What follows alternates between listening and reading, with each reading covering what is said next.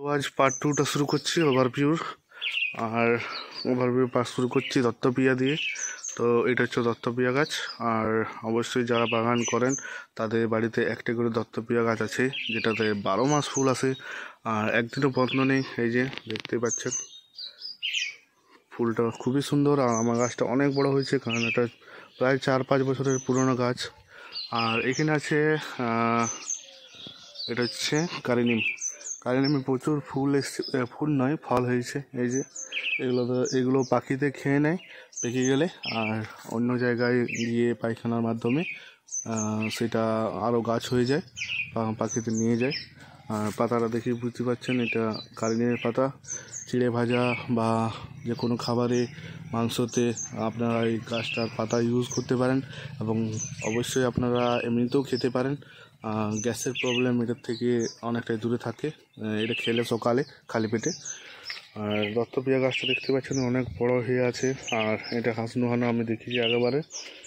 আর এখানে একটা আছে যেটা হচ্ছে গন্ধরাজ লেবু, পাতি লেবু, যেটা সচরাচর সবাইকার বাগানে দেখা যায়।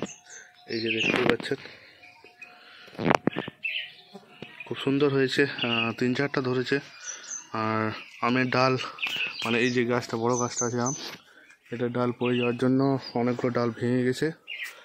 আর এখানে আছে খুদে টগর। খুদে টগরে এখন ফুল আসেনি, আর একটু গরমটা পড়ুক তারপর প্রচুর ফুল আসবে।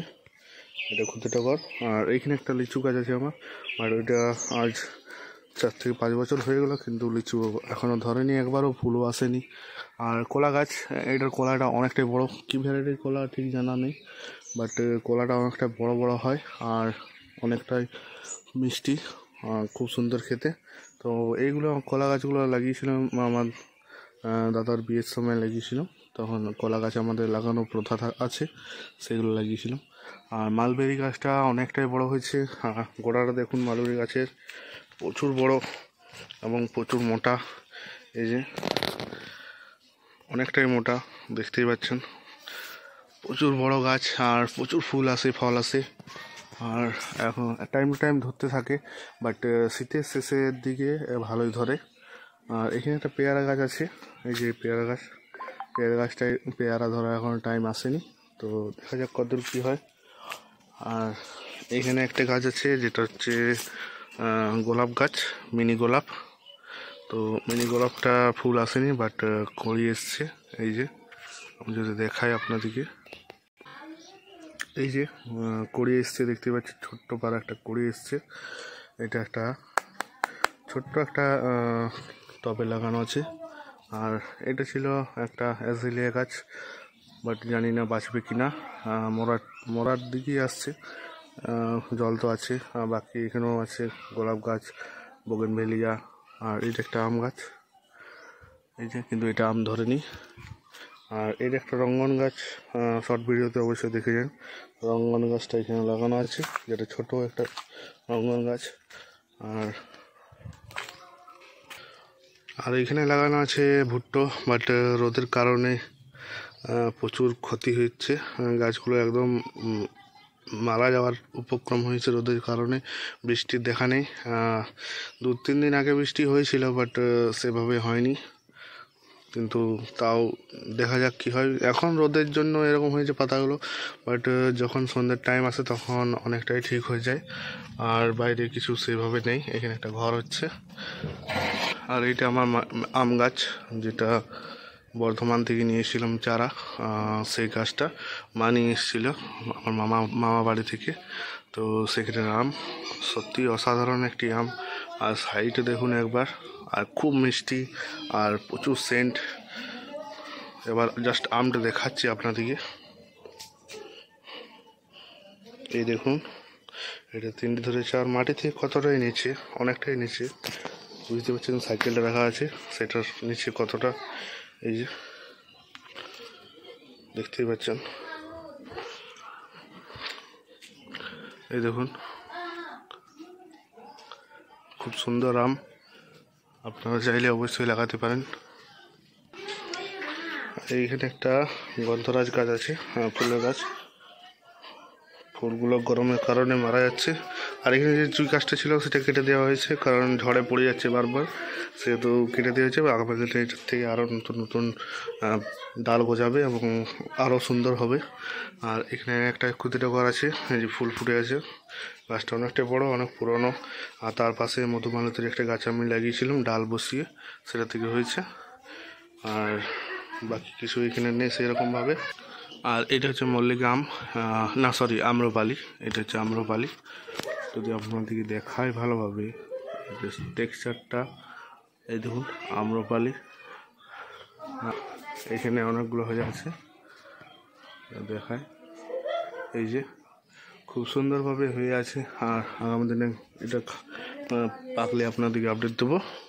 আর এখানে একটা স্নেক প্ল্যান্ট আছে, যেটা খুবই সুন্দর, এবং এটাকে আমি ভাবছি এই ছোট্ট ঘর থেকে হাঁটিয়ে অন্য অন্য টবে শিফট করবো এবং বন্ধু বান্ধবীকে দিয়ে বা গ্রামের লোককে দিয়ে দেবো, এবং মাটিতেও কিছু লাগিয়ে নেবো। তো দেখা যাক, এটা বর্ষাকালটা আসুক তখন আমি এটা শিফট করে দেবো। এখানে একটা জবা গাছ আছে, এটা পঞ্চমুখী জবা, গোলাপি কালারের, আর অসাধারণ ফুল হয়, প্রচুর ফুল হয়। আর এই যে কড়ি আছে প্রচুর, তো প্রতিদিন পুজো করা হয়, সেই জন্য ফুল দেখাতে পাচ্ছি না, বাট খুব সুন্দর ফুল হয়। আমি একদিন ঠিক টাইমে আপনাদেরকে আপডেট দিয়ে দেবো যে এটার ফুলটার কীরকম ফুলটা হয়। আপনারা অবশ্যই এটা একটা করে নার্সারিতে পেয়ে যাবেন, নার্সারি থেকে নিয়ে এসে অবশ্যই লাগাতে পারেন। তো আর সেরকম কিছু নেই, বাকি যা আছে এখানটা আমি দেখিয়ে দিই আপনাদেরকে একবার। এখানে যে আছে এটা পরচুলাকা, যেটা 9টা 12টা বলি বাংলা ভাষায় আমরা। তো পরচুলাকার একটা টবে লাগিয়েছিলাম, টব না একটা বালতিতে, আর অনেকটাই অসাধারণ হয়েছে। আর কড়িয়ে এসছে, ফুল এলে অবশ্যই আপডেট দেবো। আর এখানে আছে এটা বোগেনভেলিয়া, কালারটা ঠিক এখন মনে পড়ছে না, বাট গাছটা খুব সুন্দর হয়েছে। এটা বনসাই করার চেষ্টা করছি, ছোটো একটা টবে লাগানো আছে। আর এখানে একটা আছে, এটা গন্ধরাজেরই একটা ভ্যারাইটি, বাট পাতাটা অনেকটা বড় আর ফুলটাও অনেকটা বড় হয়। আর এখানে একটা আছে, এটা হাজারি গোলাপ, হাজারি গোলাপটা ছাদে ছিল বাট নিয়ে চলে এসেছি, তো খুব সুন্দর লাগছে। আর এখানে একটা মানি প্ল্যান্ট আছে, আপনাদেরকে যদি দেখায়, এখানে একটা মানি প্ল্যান্ট গাছ আছে, এই যে মানি প্ল্যান্ট গাছটা অনেকটাই বড়, এই যে লম্বা হয়ে চলে গেছে আম গাছের দিকে।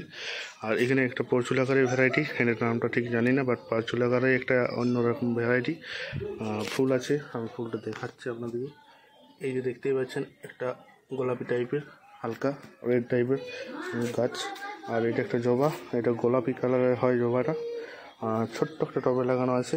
আর এখানে প্রচুর টাকার অনেকটা ভ্যারাইটি, অনেকগুলো ভ্যারাইটি লাগানো আছে, এগুলো অন্যরকম ভ্যারাইটি, প্রতিটা ডালে অন্যরকম ভ্যারাইটি আছে, অসাধারণ। আর এইখানে লাগিয়েছিলাম পুদিনার পাতা, এই যে আম গাছের গোড়াতে। তো দেখা যাক কতদূর কী হয়, এবং এটার থেকে আবার তৈরি করতে পারবো। তো অবশ্যই আপনাদেরকে সেই আপডেটগুলো দেবো। খুব সুন্দর লাগছে, আপনারা চাইলে অবশ্যই লাগাতে পারেন, যে কোনো টবে, যে কোনো টাইপের মাটিতে হয়ে যায়, তবে একটু ঝুরঝুরে মাটি আর যে মাটিতে একটু জল ধরে রাখে সেরকম মাটিতে লাগালে খুব ভালো হয়। তো আজকের জন্য এই পর্যন্তই। যদি ভিডিও ভালো লাগে অবশ্যই লাইক করুন, কমেন্ট করবেন। দেখা হচ্ছে পরের ভিডিওতে, ভালো থাকবেন, সুস্থ হবেন। তো ওভারভিউ পার্ট আজই শেষ হলো, তো আমি এখানে বিদায় নিচ্ছি, ভালো থাকবেন।